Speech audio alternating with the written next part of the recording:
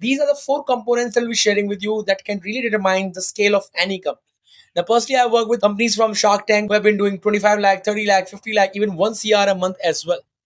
And what I found out, these are the four components of any business that need to be there in EdTech in order to scale faster.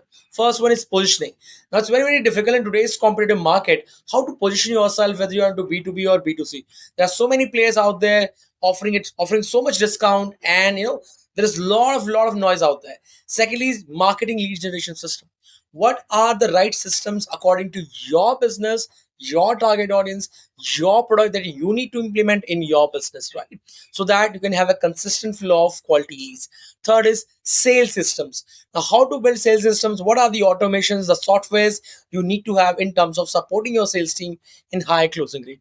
And fourth is the most important, that is building a high performing sales team.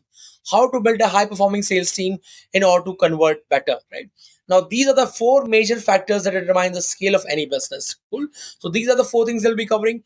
I hope you guys are ready, and also hope you have completed your worksheet as well that is shared with you in the group. So, make sure if you have not completed that, you do that as well. Let's me quickly have a glimpse of that worksheet as well if you have not opened it at all. And here's your worksheet. I hope you have gone through it. It can be really valuable for you because, as I shared with you earlier as well, clarity is superpower.